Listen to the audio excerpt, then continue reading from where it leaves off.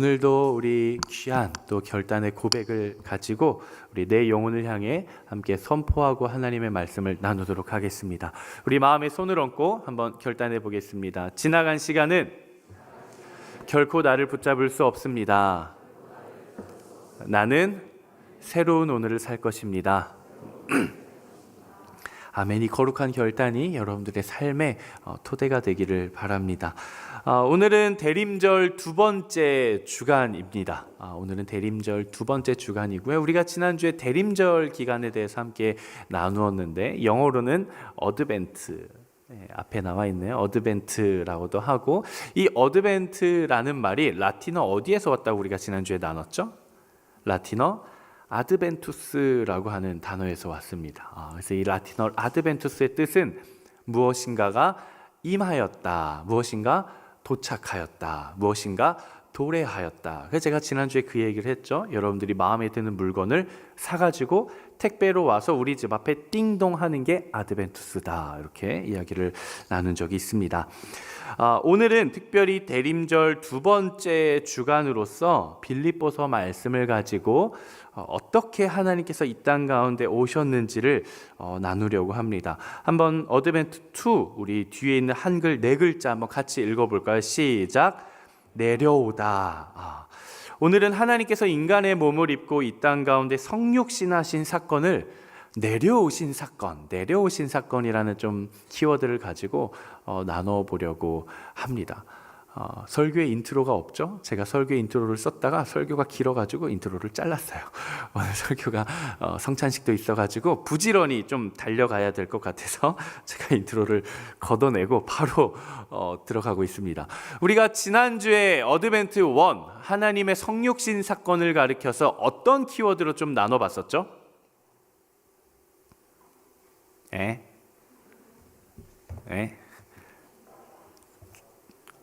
준혁아, 너 훌륭하구나. 내가 이제 너를 찾아서 너의 이름을 부르려고 했는데 너가 먼저 나한테 이야기를 해줬네. 뭐라고? 바라보다. 그쵸? 영이신 하나님, 우리가 만질 수 없고 들을 수 없고 볼 수 없고 우리가 안을 수 없는 영이신 하나님이 이 땅 가운데 성육신하신 사건을 우리가 직접 눈으로 볼 수 있게, 바라볼 수 있게 와주신 사건이다. 그래서 바라보다 라는 키워드를 가지고 나누었습니다. 오늘은 두 번째 내려오다, 내려오심을 키워드로 나누기를 원하는데요. 특별히 오늘 이 시간에는 예수 그리스도의 마음이 여러분들 가운데로 내려오게 되기를 정말 주님의 이름으로 축복합니다. 이 땅 가운데 내려오신 그 예수 그리스도가 궁극적으로 여러분들의 마음의 자리, 삶의 자리까지 내려와서 정말 우리의 마음에 예수 그리스도로 가득 채워지는 시간이 되기를 정말 간절히 바라는 마음으로 제가 설교를 준비를 했습니다. 먼저 오늘 본문 5절 말씀 한번 같이 읽어보도록 하겠습니다. 오늘 본문 5절 말씀 한번 같이 읽어보겠습니다. 시작.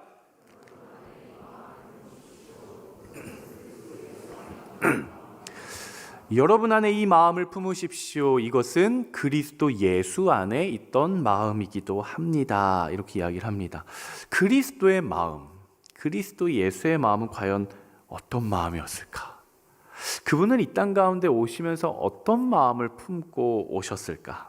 그리고 그분은 왜 인간의 몸으로 이 땅 가운데 태어나셨을까? 그리고 인간으로 그냥 태어나셔서 자기의 어떤 위협을 쌓기 위해 살아가시는 것이 아니라 어떤 그 험난한 길을 걸어가시기까지의 그분의 마음, 정말 이 땅 가운데 인간 예수로서 태어나셨던 예수 그리스도의 마음은 어떤 마음이었을까? 우리 그분의 마음에 좀 집중하면서 함께 나눠보기를 원하는데요. 여러분 안에 이 두 가지 가이드를 좀 가지고 같이 나누면 좋을 것 같아요. 첫 번째는 그리스도의 마음을 내 마음에 품는 것. 그리스도가 품었던 그 마음을 나도 함께 품는 것, 첫 번째. 그리고 두 번째는 내 마음에 그리스도 그 자체를 품는 것. 이 두 가지. 그래서 내가 예수님의 마음이 어떤 마음이었을까를 생각하면서 그 마음을 같이 품어보는 것, 그리고 예수 그리스도 그 자체를 내 마음으로 받아들이고 품어보는 것, 이 두 가지 방법을 가지고 함께 말씀을 나눠보도록 하겠습니다. 첫 번째, 우리 같이 한번 읽어보도록 하겠습니다. 첫 번째, 시작. 하나님의 성육신의 사건, 어드벤트 2 내려오다. 어떻게 어디에서 어딜 향해 내려오셨는가? 하늘에서 땅으로 내려오셨습니다. 당연히 여기서 말하는 하늘은 어떤 가시광선이 무엇인가를 투과하여서 다 걸러지고 우리 눈에 볼 수 있는 하늘색만 남아서 하늘색 빛이 도는 저 스카이, 새가 날아다니고 비행기가 날아다닐 수 있는 어떤 공간으로서의 하늘이 아니라 하나님의 임재가 있고 하나님의 통치가 있는 헤븐으로서의 하늘입니다. 오늘 본문 6절 7절 말씀 한번 같이 읽어보겠습니다. 오늘 본문 6절 7절 말씀 시작. 그분은 본래 하나님의 본체셨으나 하나님과 6절 7절 말씀 한번 띄우시겠어요? 네, 같이 읽어보겠습니다. 시작. 그분은 본래 하나님의 본체셨으나 하나님과 동등됨을 기득권으로 여기지 않으시고 7절 좀 띄우시겠어요? 네, 이게 바로 아드벤투스예요. 우리가 7절을 이렇게 기다리고 있는데 마침내 7절이 딱 띄워지는 게 이게 바로 아드벤투스입니다. 7절 읽어보겠습니다. 시작. 오히려 자신을 비워 종의 형체를 가져 사람의 모양이 되셨습니다. 오늘 성경을 보니까 예수 그리스도 이 땅 가운데 오신 그분은 누구신가? 그분은 원래 오리지널리티는 하나님의 본체셨다. 이렇게 이야기를 해요. 하나님의 본체셨다. 하나님의 본체셨다라는 것은 그분이 곧 하나님이셨다. 이 말과 동등한 의미입니다. 우리가 간혹 2000년 전 이 땅 가운데 있었던 그 예수 그리스도의 십자가의 사건을 기억할 때 우리는 2000년 전 팔레스타인 지방에서 났었던 이름이 예수라고 하는 한 성인 남성이, 한 인간이 십자가 위에서 그냥 죽은 어떤 비운의 스토리로 우리가 생각하기가 쉽습니다. 제가 청년의 때에 하나님을 인격적으로 만났던 때가 있거든요. 그때가 언제였는고 하니 하나님 앞에 제가 엎드려 기도를 하는데 제가 눈을 아마 수련회 때 이야기를 했던 것 같은데 제가 하나님 앞에 엎드려 제 골방에서 저는 이마를 땅에 대고 기도하는 습관이 있었어가지고 엎드려가지고 기도를 하고 있었어요. 근데 이제 눈을 들어서 이렇게 딱 봤는데 엄밀히 말씀드리지만 환상은 아니었어요. 환상은 아니었습니다. 그냥 제 안에 떠오르는 어떤 이미지가 제 앞에 발이 이렇게 있는 거예요. 누구의 발이었을까요? 예수님의 발이었어요. 제가 그 갈보리 언덕 위에 예수님께서 십자가에 못 박히신 바로 그 밑에, 발 밑에서 엎드려 기도를 하다 눈을 딱 들었는데 예수님의 발이 이렇게 있는데 너무 투박한 거예요. 예쁘지 않고 투박하고 거칠고 상해 있고 피가 흐르는 그 발을 이렇게 봤습니다. 근데 그 순간에 제 안에 들어왔던 생각이 뭐냐면 이분은 이게 또 이제 이렇게 요것만 딱 떼서 어디 올리면 이단이 되기 쉬운데 이분은 예수 그리스도이시지만 하나님의 아들이시지만 인간 예수이기 이전에 이분이 하나님이시구나. 이 고백이 제 안에 그냥 자연스럽게 툭 나오게 되더라고요.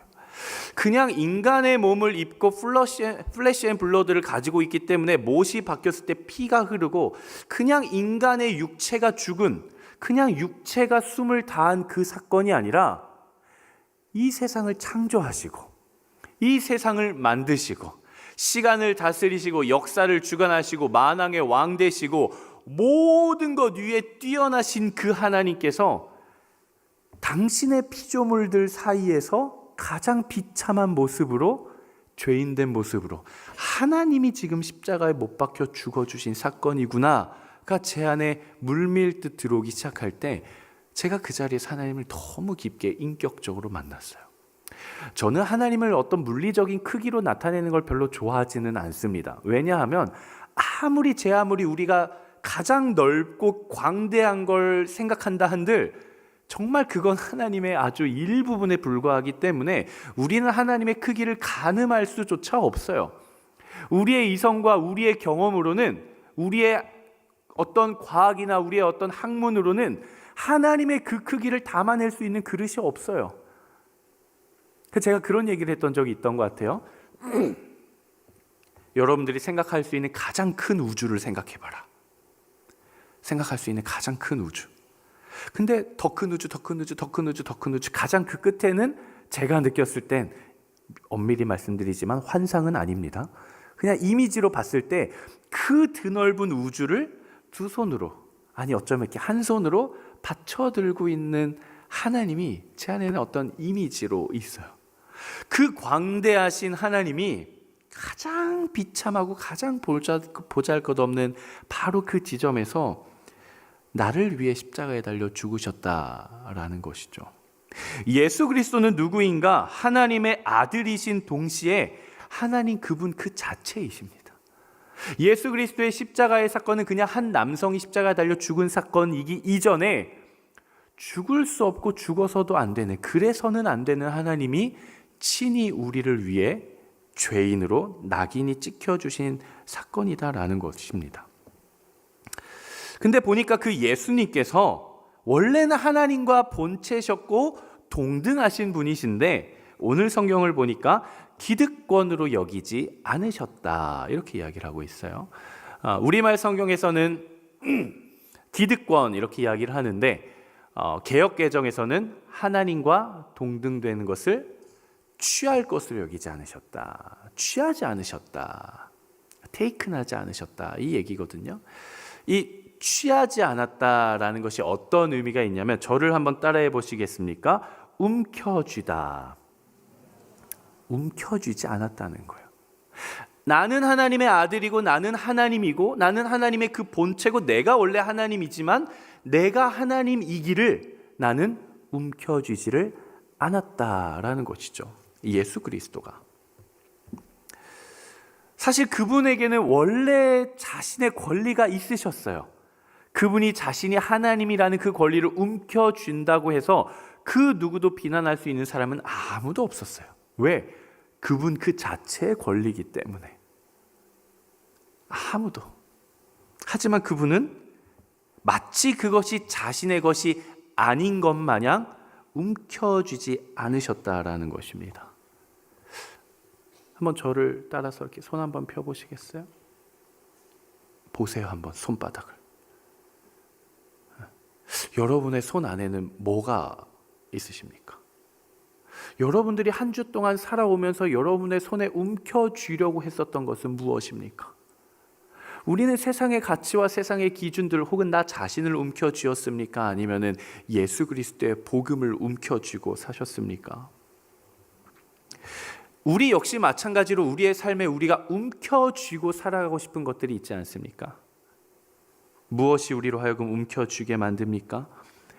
누군가에게 인정을 받아야 한다라는 그 마음을 우리는 사로잡고 싶지 않습니까? 드러나지 않으면 의미가 없는 것 같고, 인정받지 못하면 내 존재가 가치 없는 것 같은 그런 무엇인가의 느낌. 그래서 우리가 누군가의 타인으로부터의 칭찬을 받기 위해서 타인의 시선이나 평가나 어떤 성과나 스펙이나 너 정말 잘하고 있다라는 그 말에 우리가 목말라 하고 있지는 않습니까? 또 우리가 무엇을 움켜쥐게 됩니까?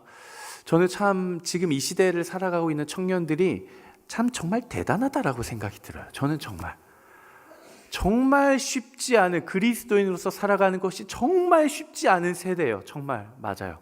너무 쉽지가 않아요. 세상 가운데 나아가서 저 교회 다녀요 라는 말 한마디만 하면 이미 우리한테 프레임이 씌워져요.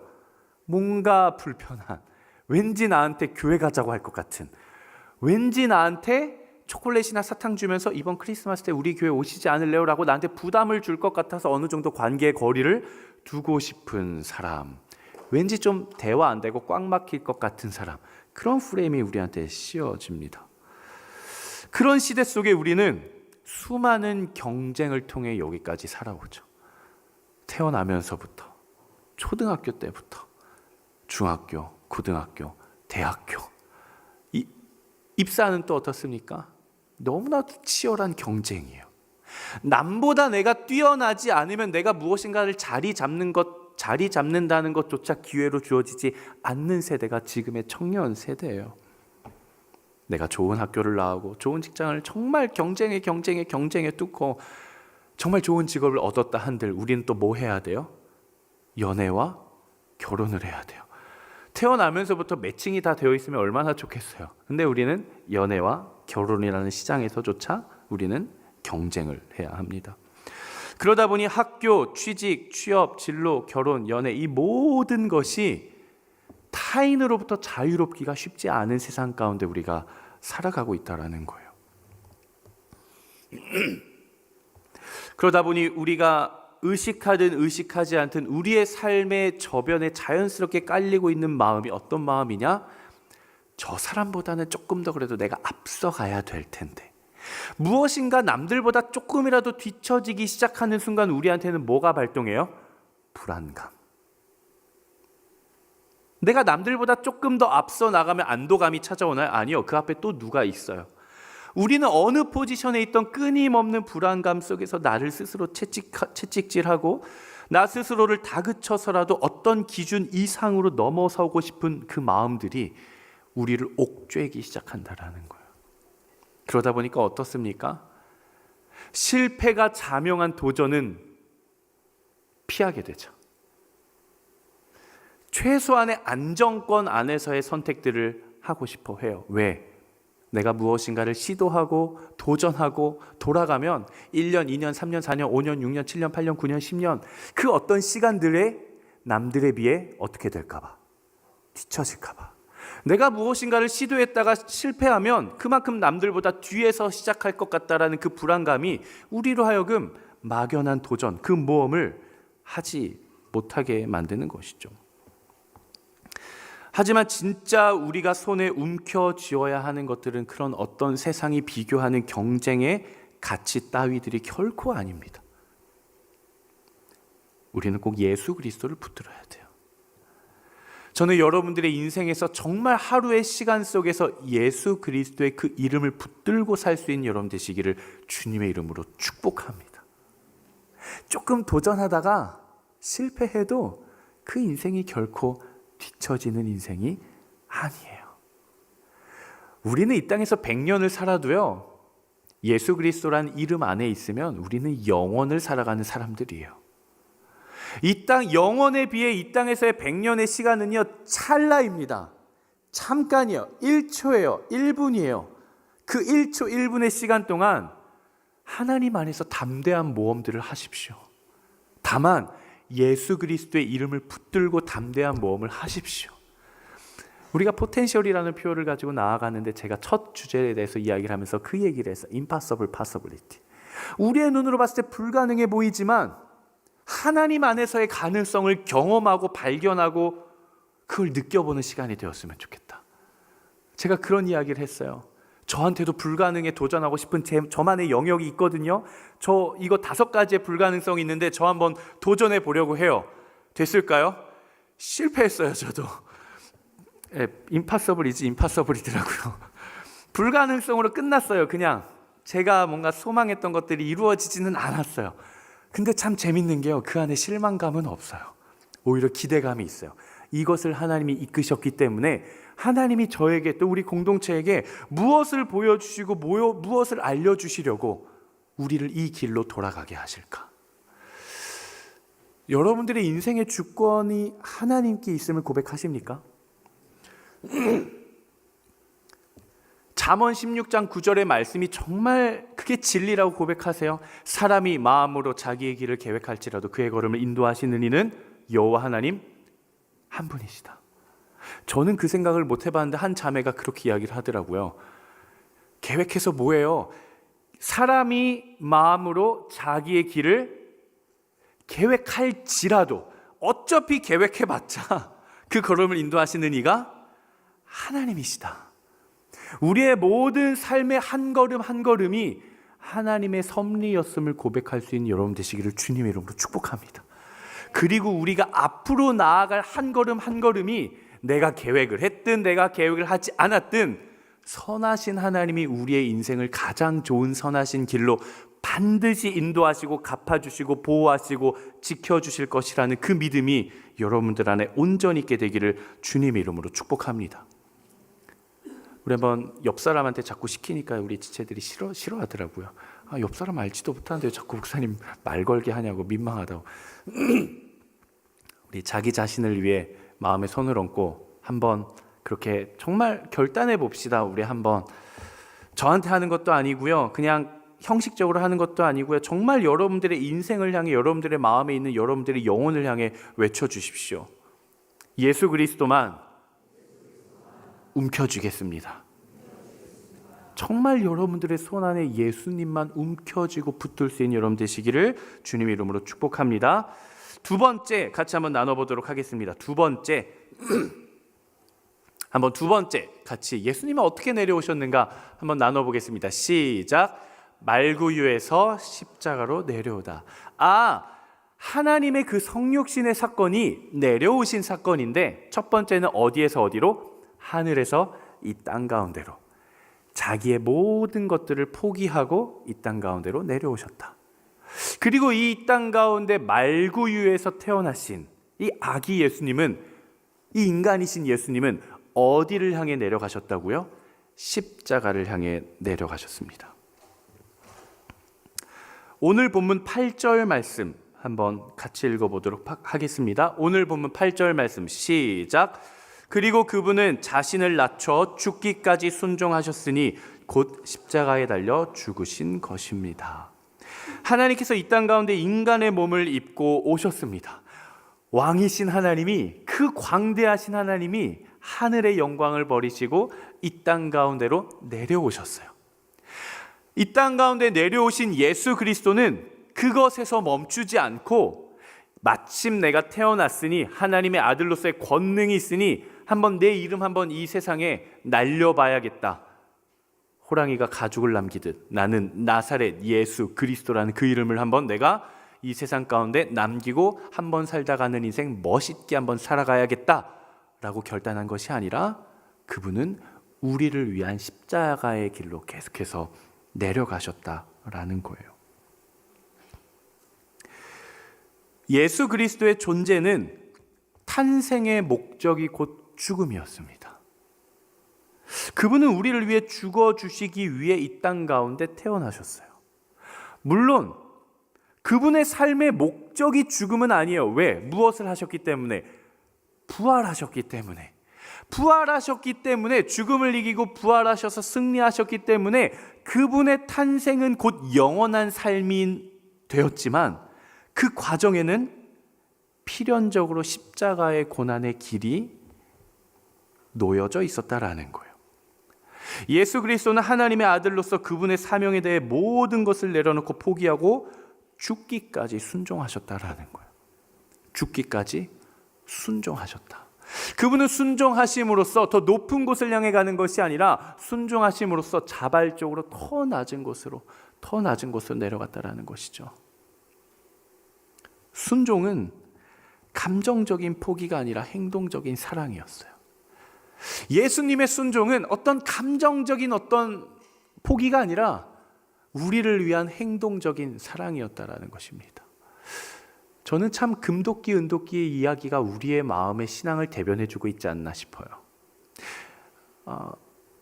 하나님께서 여러분들에게 무엇인가를 요구하세요. 사랑하는 아들아, 사랑하는 내 딸아, 너가 이거를 해줄 수 있겠니? 예 주님, 제가 그거 하겠습니다라고 순종을 해요. 그럼 우리의 마음 가운데 한편으로는 뭐가 같이 딸려와요? 순종했으니까 뭔가는 있겠구나. 순종했으니까 무엇인가로는 갚아주시겠구나. 그게 뭐 금도끼든 은도끼든 무슨 도끼면 어떨까? 뭐라도 도끼는 하나 주시겠구나라는 마음이 자연스럽게 우리 마음 가운데 찾아온다라는 거예요. 그래서 우리가 순종의 자리로 나아가는데 우리의 마음과 시선이 자꾸 어디로 올라가요? 위로 자꾸 올라가는 것이죠. 예수님은 그러시지 않으셨어요. 사랑하는 아들아, 나를 위해 죽어줄 수 있겠니? 예 아버지, 제가 그렇게 하겠습니다. 그 십자가의 길로, 순종의 길을 나아가는데 예수님은 그래도 내가 죄도 없는데 죽었으니까 그 이상의 뭔가의 가치를 나한테 주시겠지. 내 마음과 시선이 계속 위를 바라보는 것이 아니라 그분은 계속 죽음, 상처, 아픔, 고난, 핍박, 조롱, 모욕, 끊임없이 그분의 시선은 아래로, 끊임없이 하나님과 우리의 관계를 회복시켜 주시기 위해 그분은 의도적으로 낮아지시고 의도적으로 내려가셨다라는 것입니다. 오늘날을 살아가는 그리스도인들, 특별히 청년이라고 하는 세대, 신앙생활에 있어서 가장 어려운 영역이자 가장 어려워하는 단어가 순종이 아닐까 싶습니다. 순종. 제가 이제 설교를 쓰면서 원고에도 이렇게 썼어요. 참 조심스러운 이야기지만 참 조심스러운 이야기를 제가 조금 해보려고 합니다. 지금 청년들이 믿음을 가지고 신앙을 가지고 살아가고 있는 이 한국 교회 그리고 한국 사회, 지금 이 시대는 참 그런 시대인 것 같아요. 믿음으로 살아내기 참 어려운 시대. 참 어려운 시대. 신앙인으로서 살아내기 참 어려운 시대와 환경 속에 우리가 살아가고 있지 않나, 그런 생각이 듭니다. 지금을 살아가고 있는 그리스도인들의 믿음이 부족하다거나 아니면 그들의 신앙이 혹은 우리의 신앙이 혹은 여러분들의 신앙이 어떤 과거 선조들에 비해 더 낮은 차원에 머물러 있다, 이런 이야기가 결코 아닙니다. 다만 우리가 살아내고 있는 시대가 그렇다라는 것이죠. 고민을 해봤어요. 우리가 살아내고 있는 이 시대가 어떤 시대일까? 분명히 우리가 한 번도 경험해보지 못한 처음 마주하는 어떤 시대의 흐름 속에서 우리가 믿음을 가지고 살아가고 있는데, 그럼 우리가 살아내고 있는, 몸담고 있는 이 사회 분위기와 이 시대의 흐름은 어떤 시대일까? 제가 몇 가지 단어를 조금 찾아봤습니다. 제 나름대로 느껴진 것들을 조금 담아봤어요. 공감의 결여, 소통의 부재, 경계의 명확한 구분, 선별적 관계 맺기, 그리고 타인에 대한 무관심, 얕아진 친밀성, 그리고 관계의 피로감, 감정의 절대화. 이건 이따가 좀 다룰 겁니다. 감정의 절대화. 그리고 자기 보호적인 개인주의, 경청의 실종, 침묵의 오해, 자기중심적인 자율성. 이 모든 단어들이 우리가 살아내고 있는 시대를 대변하고 있는 단어가 아닐까 싶어요. 우리가 살아가고 있는 이 사회에 알게 모르게 우리가 느끼고는 있지만 구태여 드러내고 싶진 않은 그 사회의 공기감, 공기의 무게. 공감은 요구하지만 책임은 나누려고 하지 않는 사회, 소통은 이야기하지만 타인의 이야기에 귀를 기울이는 것이 불편한 사회 분위기, 다양성을 인정한다고는 하지만 나와 다른 사람들을 환대하는 것이 어려운 그런 사회 아닐까 싶어요. 관계도 마찬가지죠. 우리가 이 땅 가운데 여러분들이 일터에서, 공동체에서 혹은 가정에서 관계를 맺을 때에도 경계는 무엇인가 명확해졌어요. 내 사람, 아닌 사람, 나와 친밀한 사람, 나와 거리가 먼 사람, 무엇인가의 어떤 경계는 명확해졌지만 마음은 닫혀버렸고, 누군가와 쉽게 컨택을 하고 연결은 쉬워졌지만 그만큼 관계의 깊이는 더욱더 얕아져 가고 있는 사회가 아닐까 싶어요.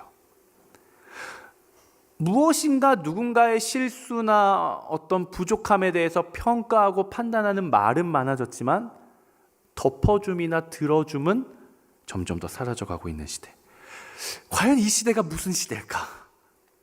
과연 우리 청년들이 믿음을 가지고 신앙을 가지고 살아내야 하는 오늘날의 시대가 도대체 어떤 시대일까? 제 안에 이런 시대 같더라고요. 내가 중요한 시대. 지금 우리가 살아내고 있는 시대가 내가 중요한 시대가 아닐까? 그 어떤 것보다 내가 가장 소중하고 내가 가장 중요한 그런 시대가 아닐까 싶어요. 참 조심스러운 이야기이기는 하지만 한 가지를 좀 더 나눠보려고 합니다. 요즘 이제 저는 주변에 다 청년들이니까 우리 공동체를 지칭하는 게 아니라 제가 만나는 수많은 청년들과의 경험 속에서 이제 나오는 건데요.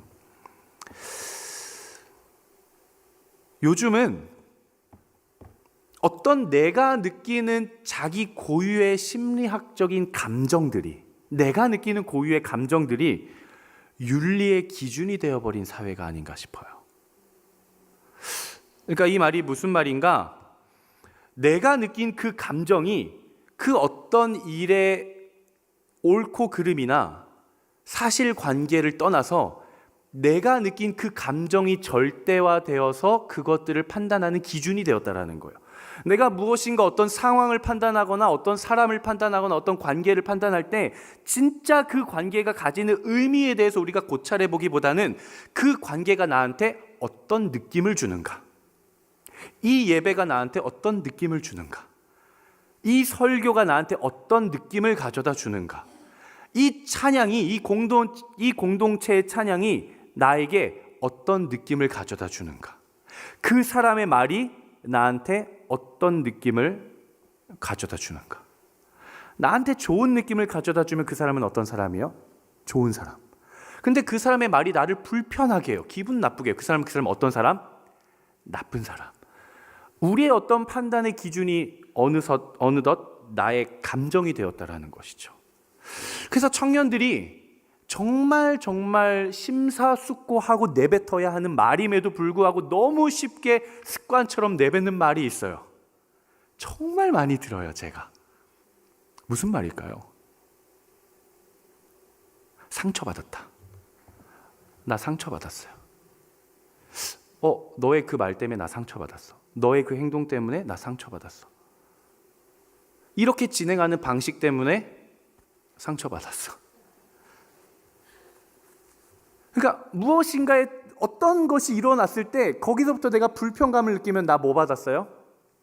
상처받았다.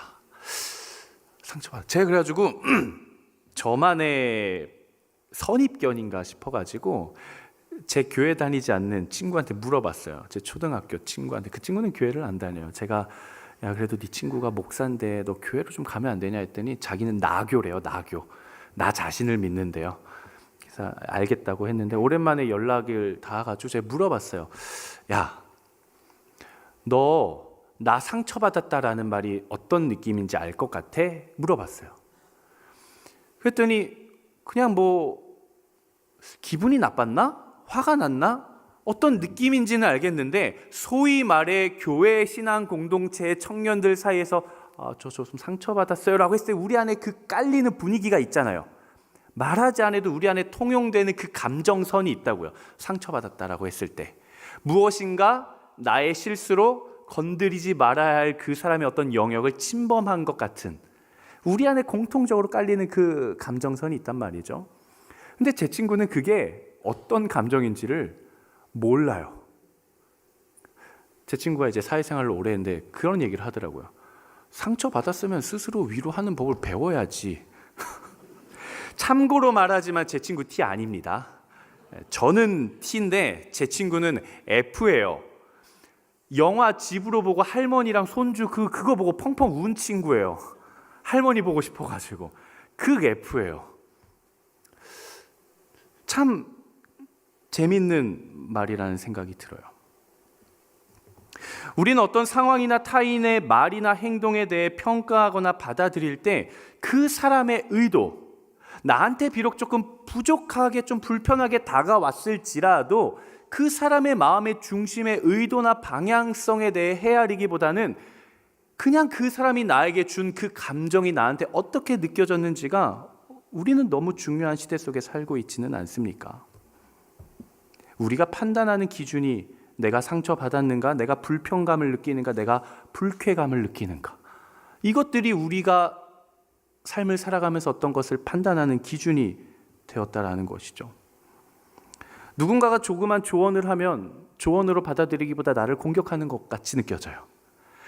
내가 어떤 것을 했을 때 좀 부족해서 실수를 했을 때 그거에 대해서 이야기를 해주면 그 사람이 나를 도와준다라는 느낌보다는 나에 대해 평가하고 나의 존재 자체를 부정하는 것 같은 그런 느낌이 들어요. 그런 시대 속에서 살아가고 있다라는 거예요. 지금의 청년들이 그렇게 나약하고 그렇게 마음의 근육이 없다라는 얘기가 아니라 우리 청년들이 살아내야 하는 시대적 분위기가 현재 그렇다라는 것이죠. 그러다 보니까 점점 더 우리의 삶의 중심이 누가 되어갑니까? 나 자신이 되어가는 거예요.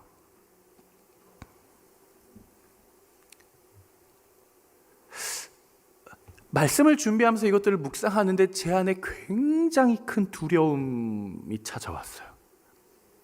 어떤 두려움인가?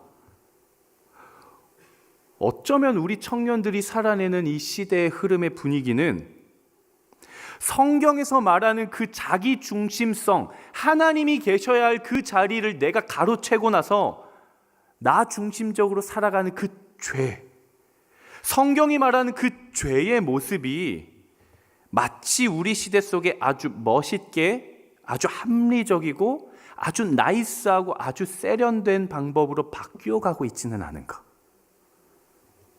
목회자적인 두려움이 제 안에 찾아왔습니다. 하나님이 계셔야 할 내 마음의 중심에, 하나님이 계셔야 할 내 삶의 중심에 어느덧 나의 감정과 나의 생각과 나의 판단과 나라는 자아가 똘똘 뭉쳐서 마치 뱀이 또아리를 틀고 그 자리를 빼앗기지 않으려는 것처럼 내 중심에 나로 가득 차버린 거예요. 근데 시대의 분위기는 그렇게 이야기를 해요. 그게 옳아. 넌 너무 소중해. 너의 감정이 소중해. 네가 느끼는 게 제일 중요하지. 세상은 점점 더 우리한테 그렇게 이야기를 해요. 그런 시대 속에서 우리가 살아가고 있어요. 그것이 마치 나를 아끼는 방법인 것이냐? 그것이 마치 나의 존재를 아껴주고 나의 존재를 빛나게 하는 것이냐? 여러분 서점에 가보세요. 자기계발서 찾아가 보세요. 전부 다 누구에게 내 감정을 소중하게 다루는 법, 내 감정이 상처받지 않는 법, 이런 이야기들이 굉장히 아름다운 인문학서처럼 그것을 비판하는 것은 아니지만 필요해요. 물론 필요하지만 마치 그게 우리가 인생을 살아가는 것의 진리인 것인 것처럼 합리적이고 아름답게 포장되어서 우리의 삶에 찾아온다라는 것이죠. 제가 하나님을 거부하는 건 아닌데요. 하나님, 저는 그래도 제 감정이 더 중요해요. 하나님, 저도 하나님을 인정하고 제 삶의 주인으로 받아들이기는 합니다. 그런데 저는 제 감정이 조금 더 중요한 것 같아요. 이게 우리네 고백이 아닙니까? 너무 무섭더라고요. 정말 그 사단이 시대적 분위기와 사회의 흐름이라는 탈을 쓰고 마치 우리로 하여금 그것이 옳은 것이냐, 마치 그것이 합리적인 것이냐, 굉장히 멋있고 세련된 모습으로 죄의 모습들이 우리의 삶에 찾아와서 하나님이 계셔야 할 그 중심을 조금씩 나도 모르는 사이에 그 중심을 탈환하고 있지 않나라는 생각이 들어요. 그게 지금 우리 청년 세대가 살아내고 있는, 우리 청년 세대가 하나님이라는 중심을 붙들고 믿음을 붙들고 신앙을 붙들고 살아내야 하는 시대적 분위기더라고요. 시대적 이야기. 저는 우리 웹대학 청년부 청년들이 여러분들의 감정이나 여러분들의 생각을 내팽개치는 것이 아니라 그것을 돌보아야 해요. 그것을 인정해 주어야 해요. 다만 세상이 말하는 어떤 우상된 가치에 내 마음이 조금씩 빼앗겨가고 있지는 않은지를 분별하고 구분할 줄은 알아야 돼요. 저는 여러분들의 감정과 여러분들의 느낌과 생각을 다루되 하나님이라는 진리 안에서 다루기를 바랍니다. 저는 여러분들이 느끼는 어떤 것이 예수 그리스도의 십자가 안에서 다루어지기를 바랍니다. 그 복음의 진리 안에서 다루어지고 판단하고 구별하고 선택할 수 있는 그런 성숙한 여러분들이 되시기를 주님의 이름으로 축복합니다. 생각을 해봤어요. 우리 청년 세대, 지금의 시대가 왜 그렇게 순종이 어려울까? 믿음이 없는 게 아닌데 정말 그 어느 때보다 담대한 믿음을 가지고 살아가는 세대가 바로 여러분들인데 정말 그래요. 이 험난한 세상, 이 시대적 흐름의 분위기 속에서도 믿음을 붙들고 신앙을 붙들고 살아낸다라는 그 믿음의 결단이 너무나도 큰데 왜 순종의 발걸음은 우리로 하여금 점점 더 무겁게만 느껴질까? 어쩌면 우리 안에 믿음이 없어서가 아니라 내가 계속해서 내 삶의 주도권을 쥐고 싶은 마음 때문은 아닐까? 우리 안에 신앙이 없어서가 아니라 내가 느끼고 있는 감정과 불편함을 받아들이고 싶지 않기 때문은 아닐까? 그렇기 때문에 순종이 어려운 것은 아닐까? 사랑하는 여러분, 순종은 결코 억압이 아닙니다. 하나님 안에서의 순종은 어떤 나의 감정이나 느낌이나 생각이나 판단 그 자체를 부정하고 소멸시켜야만 내가 나아갈 수 있는 것 따위가 결코 아니에요. 도리어 순종은 우리가 하나님 안에서의 우리의 영혼의 방향성과 삶의 방향성과 우리의 존재가 느껴야만 하고 누려야만 하는 진짜 평안을 우리 안에서 회복시켜 줍니다. 오히려 순종이. 그런 생각이 들죠. 순종해라고 하면 너는 그냥 생각하지 마. 너의 느낌은 주장하지 마. 네 주장은 하지 마. 그냥 하라는 거에 그냥 해. 이렇게 우리한테 받아들여져요. 그러니까 얼마나 많은 청년들이 이 신앙의 여정 안에서 분열을 겪겠습니까? 세상은 우리로 하여금 너의 감정이 너무 소중하니까 너의 감정을 돌보아야 된다라고 이야기를 하는데, 마치 우리가 기독교라는 신앙 안에서 순종을 하면 내가 느끼는 감정이나 생각들은 다 포기하고 내려놓고 하나님 말씀만 들어야 될 것 같다라는 생각이 드니까 이 두 가지 사이에 같이 해서 끊임없이 부딪히면서 못하는 거예요. 그러다가 나의 감정이 조금이라도 더 올라오기라도 치면 나는 순종을 하지 못했다라는 죄책감과 자책이 또 어느덧 내 마음의 무게를 쥐고 흔들기 시작해요. 정말 너무 힘든 거죠. 성경적인 순종은, 성경이 말하는 순종은 판단을 하지 말라는 것이 아니라 그 판단의 주권을 하나님께 맡기라는 거예요. 나를 잃어가고 내 감정이나 내 감정을 소멸시켜 가라는 것이 아니라 도리어 내가 느끼지 못한 미지의 영역 속으로 하나님 안에서 나를 이끌어 가실 수 있도록 나를 내어드리라는 거예요. 하나님의 사랑이 더 이상 두려움이 아닌 아주 깊은 신뢰의 관계로 나아갈 수 있게끔 나를 맡겨드리라는 거예요. 하나님 안에서의 건강한 순종은 결코 우리를 작게 만들지 않습니다. 결코 우리의 존재를 소멸시키지 않습니다. 도리어 하나님과의 관계를 회복시켜요. 도리어 하나님과의 동행 그 자체로 우리로 하여금 경험을 하게 해요. 그래서 성경적인 순종은 내 생각이나 내 느낌이나 내가 느꼈던 어떤 것들을 계속해서 작게 만들고 축소시키고 소멸시켜가는 선택이 아니라 도리어 나를 더 큰 하나님의 사랑의 질서 안으로, 내가 지금껏 경험해보지 못하고 느껴보지 못하고 생각해보지 못한 그 미지의 영역 속에서 살아계신 하나님을 만나고 경험할 수 있도록 우리를 이끌어주는 거예요. 저는 여러분들의 삶의 자리에 아주 작은 한 스텝의 순종이 먼저 시작될 수 있기를 바랍니다. 세 번째, 같이 한번 나눠보도록 하겠습니다. 세 번째, 예수 그리스도가 어떻게 내려오셨는가 한번 같이 읽어보겠습니다. 시작. 하나님의 성육신의 사건, 하늘의 영광을 버리시고 이 땅 가운데 내려오셨고, 이 땅 가운데 태어나셔서 죽음을 향한 가장 낮은 자리로 내려오셨고, 그리고 그분은 그 죽음을 이기시고 완전히 승리하시고 모든 이름 위에 뛰어난 이름이 되어주시고, 그리고 최종적으로는 어디로 내려오십니까? 우리의 이 낮고 낮은, 아주 이 비좁고 정리되어 있지 않고 정돈되어 있지 않은 우리의 이 연약한 마음까지도 내려오신다라는 거예요. 오늘 본문 9절, 10절, 11절 말씀 한번 같이 읽어보도록 하겠습니다. 오늘 본문 9절, 10절, 11절 말씀 시작. 그러므로 하나님께서는 그를 지극히 높여 모든 이름 위에 뛰어난 이름을 주셨습니다. 이는 하늘과 땅 아래에 있는 모든 사람들이 예수의 이름 앞에 무릎을 꿇게 하시고 모든 입으로 예수 그리스도를 주라 시인하게 하셔서 하나님 아버지께서 영광을 돌리게 하시려는 것입니다. 하나님은 이 땅 가운데 하늘의 영광을 버리시고 가장 낮은 곳으로 내려오셨습니다. 그리고 우리를 사랑하시고 우리를 살리시기 위해 십자가의 죽음이라는 가장 낮은 자리로 내려가셨습니다. 그 내려가신 예수 그리스도를 하나님이 지극히 다시 높이셨어요.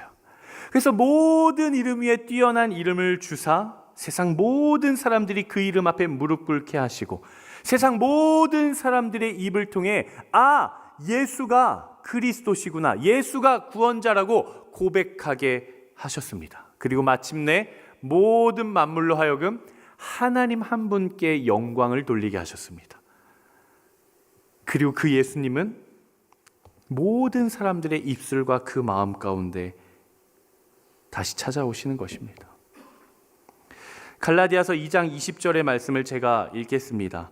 내가 그리스도와 함께 십자가에 못 박혔나니 그런즉 이제는 내가 사는 것이 아니요 오직 내 안에 내 마음 안에 그리스도께서 사시는 것이라.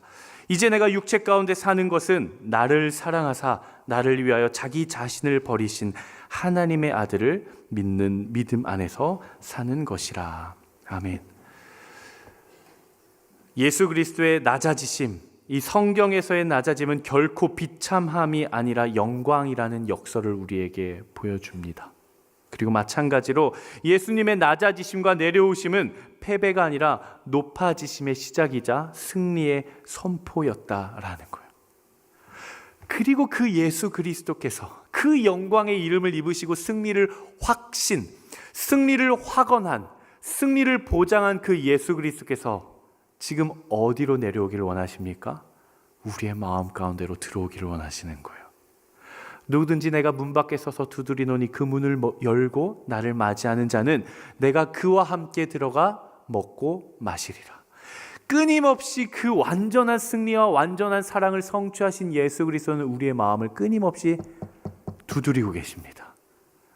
그 낮은 곳으로 오시기 위해, 그 부족하고 미천한 내 마음으로 내려오시기 위해 예수님은 끊임없이 두드리고 계신 거예요. 사랑하는 여러분, 그 마음의 문을 열고 누추하지만, 정돈되어 있지 않지만, 비좁지만, 세상의 것들로 가득 차 있을 수도 있고 나 중심적인 것들로 가득 차 있을 수도 있지만, 그럼에도 불구하고 그 마음 가운데 예수 그리스도로 가득 채워질 수 있게 되길 주님 이름으로 축복합니다. 여러분들의 마음 가운데 예수의 마음으로 채우십시오. 여러분들의 마음을 예수 그리스도로 채우십시오. 우리는 예수를 흉내내며 살아가는 사람들이 결코 아닙니다. 우리는 어떤 예수 그리스도께서 우리 이 땅 가운데 오셔서 우리에게 보여주셨던 어떤 도덕적인 그 극치를 흉내내며 살아가기 위해 그리스도인으로서 살아가는 것이 결코 아닙니다. 내 안에, 여러분들의 그 마음의 자리에 여전히 살아 역사하시는 그 예수 그리스도의 생명이 여러분 안에서 살아 움직이는, 그렇게 하나님과 동행할 수 있는 하나님의 놀라운 능력과 성품과 열매 맺음과 그 사랑이 여러분들의 마음에 가득 강같이 흘러넘치게 되기를 주님 이름으로 축복합니다. 말씀을 마무리하려고 합니다. 사도 바울은 이야기를 해요.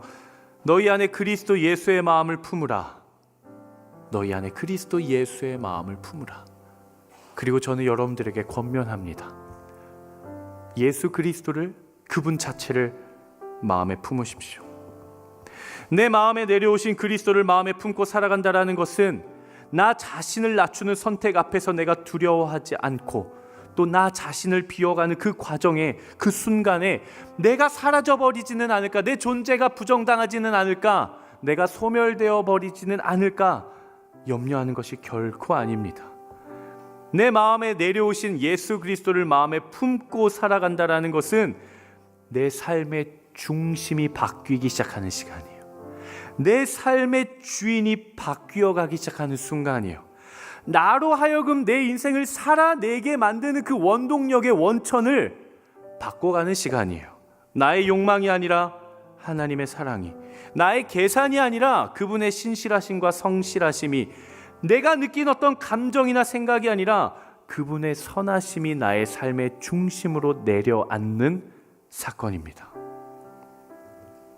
하늘의 모든 영광을 버리고 이 땅 가운데 내려오심으로 도리어 그분의 영광을 드러내신 그분의 이야기가 이제는 여러분 한 사람 한 사람의 삶의 이야기가 되기를 정말 간절히 기도하고 축복합니다. 오늘 이 시간 이후 여러분들의 삶의 그 생명력 있는 그 자리에서 예수 그리스도의 마음이 여러분들의 선택이 되기를 주님 이름으로 축복합니다. 그리고 그분과 함께 날마다 동행할 수 있는 여러분들이 되기를 바랍니다. 바라겠습니다. 시간 같이 우리가 함께 붙잡은 말씀을 붙잡고 함께 또 찬양하고 기도했으면 좋겠는데요. 하나님, 제가 믿음이 없는 것도 아닌데, 신앙이 없는 것도 아닌데, 하나님이 창조주시라는 것도 알고, 제가 그 당신의 피조물이라는 것도 알고, 예수 그리스도가 나의 구원자라는 것도 아는데, 하나님 여전히 제 마음에 제 자신으로 가득 차 있는 모습을 보게 됩니다. 하나님, 우리의 마음 가운데 들어와 주시옵소서. 하나님, 우리의 마음에 내려앉아 주시옵소서. 하나님, 우리의 삶의 중심으로 오셔서 나를 다스려 주시고 나를 통치하여 주시고 나와 함께하여 주시옵소서. 이 정말 간절한 삶의 마음의 고백이 있으신 분들, 우리 함께 가능하신 분들은 자리에서 일어나서 우리 하나님 앞에 나아가 우리 찬양을 함께 올려드리고 우리의 삶을 드리며 기도하겠습니다. 내 안에 사느니, 내 안에 사느니 예수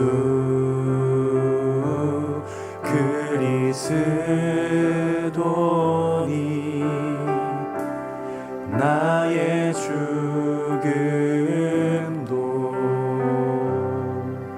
유익하니. 한 번 더 고백하겠습니다. 내 안에 사느니, 내 안에 사느니 예수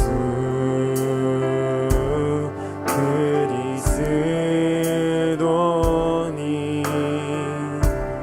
나의 죽음도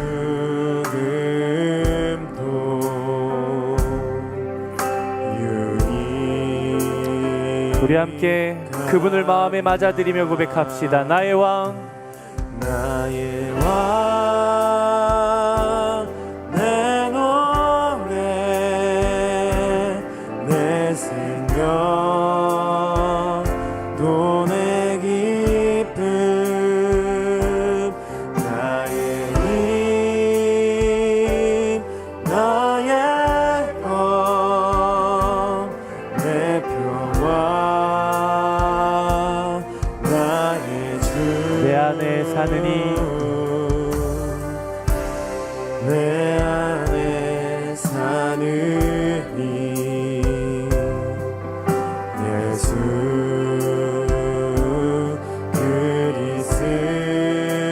그리스도니 나의 죽음도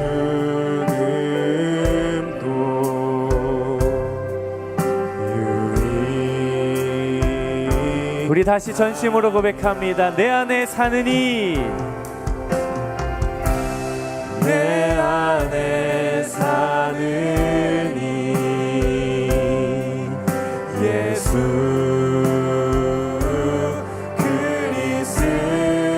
그리스도니 나의 죽음도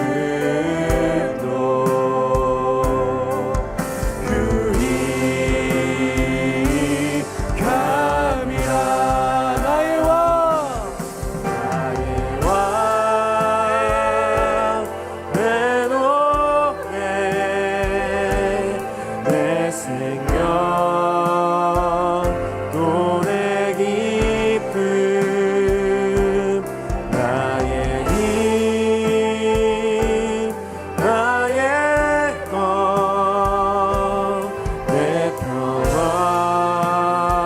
다시 한 번 더 그분을 맞이하며 나의 왕, 나의 왕, 내 노래, 내 생명, 또 내 기쁨, 나의 힘, 나의 검, 내 평화. 우리 다시 한 번 더 전심으로 주님이 나의 왕이십니다. 왕, 내 노래, 내 생명, 또 내 기쁨, 나의 힘,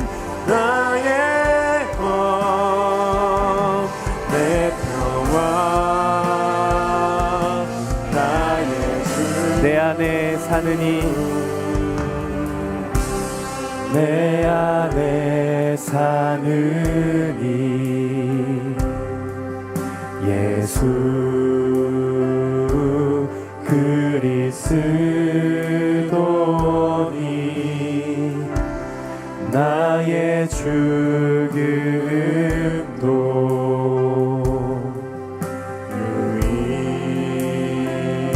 유익함이라. 이 시간 우리 함께 기도하겠습니다. 함께 기도하면 나아가실 때 주님, 하늘 영광 버리시고 이 땅 가운데 내려오신 주님, 이 땅 가운데 나셔서 죽음으로 내려가신 주님, 그 사랑을 가지고 내 마음 가운데도 내려와 주시옵소서. 하나님, 내 마음 가장 깊은 곳 가운데로 내려와 주시옵소서. 하나님, 여전히 신음하고 있고 여전히 아파하고 있고 하나님, 여전히 벗어나고 있지 못한 나의 마음 깊은 곳 가운데로 하나님 그 사랑을 붙들고 그 영광의 빛을 붙들고 하나님 내려와 주시옵소서. 그래서 우리의 마음 가운데 그리스도 예수로 가득 차게 하여 주시옵소서. 시간 우리의 마음을 주께 드리며 주님을 맞이하며 이 시간 주여 한번 외치며 기도합니다. 주여, 주님 우리의 마음 가운데 오시옵소서. 나의 왕, 내 노래, 내 생명, 노래 깊은 나의 힘, 나의 것. 하나님, 우리의 마음의 중심이 하나님이 되기를 원합니다. 하나님, 광대하신 주님, 하늘보다 높고 바다보다 넓고 한량없는 그 하나님, 우리의 마음에 오시옵소서. 주여,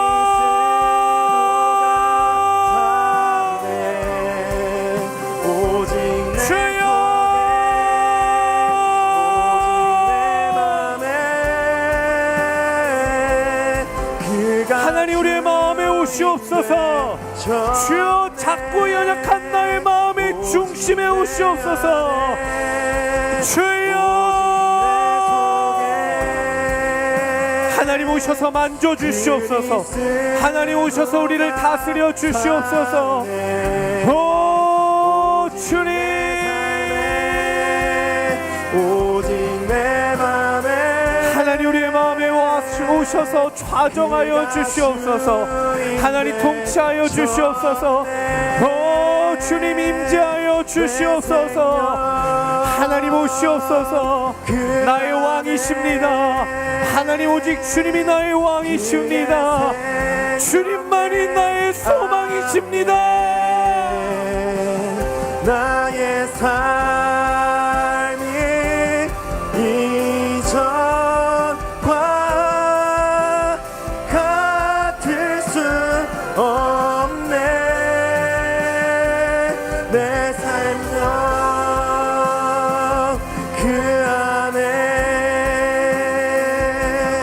그의 하나님 오셔서 다스려 주시옵소서. 하나님, 내 안에 임재하셔서 말씀하여 주시옵소서. 하나님 오셔서 우리에게 말씀하시고 하나님 깨닫게 하여 주시고 하나님 고백하게 하여 주시옵소서. 하나님, 우리의 마음으로 하나님 그 중심으로 하나님 가장 낮은 그 자리로 우리 주님 오시옵소서. 하나님, 내 안에 오시옵소서. 하나님 다스려 주시옵소서. 하나님 통치하여 주시옵소서. 이 시간 우리가 주님을 기다리오니 하나님, 우리 시간 우리가 주님을 맞이하오니 하나님 우리 안에 오셔서 왕이 되어 주시옵소서. 하나님 오셔서 하나님 통치하여 주시옵소서. 주님 역사하여 주시옵소서. 주인 되셨네.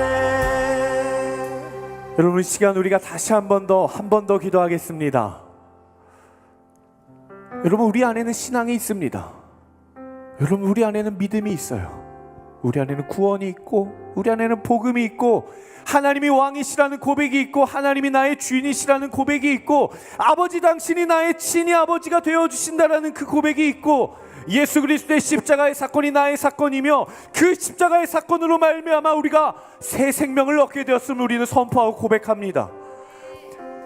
여러분, 우리의 마음의 중심에 하나님을 모시십시오. 여러분들의 삶의 모든 중심에, 여러분들의 존재의 중심에 느낌과 감정과 생각과 판단과 계획과 우리의 존재의 중심에 진짜 왕이신 하나님을 왕으로 모시십시오. 여러분, 여전히 하나님이 계셔야 할 그 자리에 중심적으로 마치 창세기의 그 뱀이 또아리를 틀고 견고한 진처럼 자리 잡았던 것처럼 여전히 하나님께 내어드리지 못하고 있는 나의 견고한 진의 영역은 무엇이 있습니까?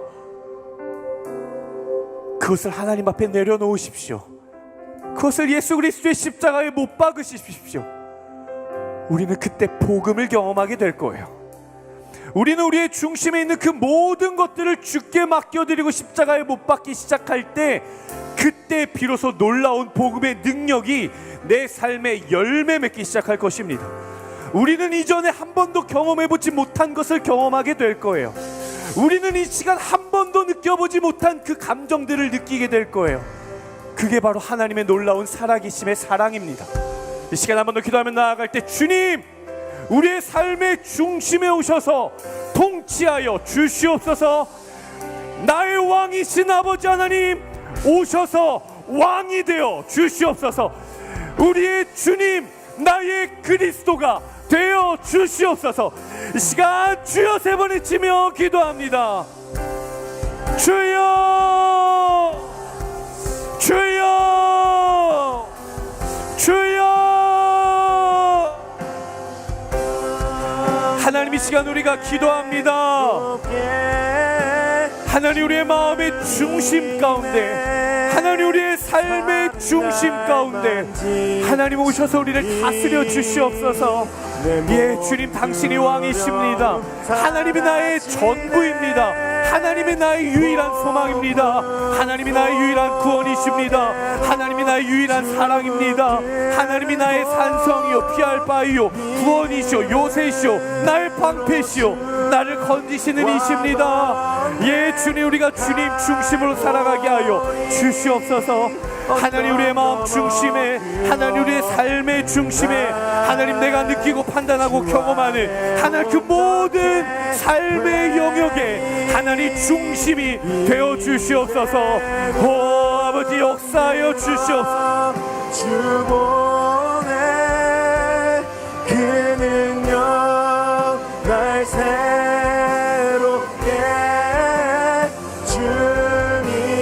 주님의 사랑 날 만지시니 내 모든 두려움 사라지네. 폭풍 속에도 주 붙들고 믿음으로 주와 건네 갈보리 언덕 넘어 하나님, 우리가 주님을 맞이합니다. 하나님, 우리의 삶의 진정한 주인으로, 하나님 모든 만왕의 왕으로, 하나님 세상의 창조주로, 시간의 주권자로, 역사의 주권자로 하나님 우리가 주님을 모십니다. 하나님, 나의 마음 가운데, 하나님 여전히 내 마음 깊은 곳 가운데 하나님이 계셔야 할 그 자리에 하나님이 아닌 다른 것들로 하나님 내가 붙들고 있다고 한다면 하나님 그것들을 내려놓게 하여 주시옵소서. 하나님, 우리 안에 말씀 안에서의 온전한 순종이 있게 하여 주시옵소서. 하나님, 우리가 온전히 주님만 붙들며 주님만 움켜쥐고 예수 그리스도의 이름을 움켜쥐고 살아갈 수 있는 하나님 나라의 거룩한 백성들이 될 수 있도록 역사하여 주시옵소서. 예, 주님, 우리가 마음을 드립니다. 예, 주님, 우리가 삶의 중심을 내어드립니다. 하나님 오시옵소서. 하나님 통치하십시오. 주님, 우리를 다스려 주시옵소서. 오 주님, 내려오십시오. 주님, 우리의 마음 깊은 곳으로 삶의 중심으로 내려와 하나님 우리를 통치하여 주시옵소서. 주님, 역사하여 주시옵소서. 내 생명이 있네. 사랑이 많으신 아버지 하나님, 하나님, 우리의 마음의 중심의 진정으로 아버지 당신을 모시기를 간절히 소망하며 고백합니다. 여전히 하나님이 계셔야 할 그 자리에 다른 무엇인가로 대체되어 있다면 하나님, 그것들을 쪼개주시고 오직 만왕의 왕 되신 하나님의 통치 아래 우리가 살아갈 수 있도록 인도하여 주시옵소서. 하늘의 모든 영광을 버리시고 이 땅 가운데 내려오신 주님, 이 땅 가운데 나셔서 가장 낮은 죽음의 자리로 내려가신 주님, 하지만 가장 높이 뛰어난 이름을 받으사 우리의 마음에 이제 오기를 원하시는 주님, 우리가 그리스도를 마음에 품고 살아가는 하나님의 백성들이 되게 하여 주시옵소서. 감사드리며 거룩하신 예수 그리스도의 이름으로 기도드리옵나이다. 아멘. 우리 하나님께 모든 영광의 박수를 올려드리겠습니다.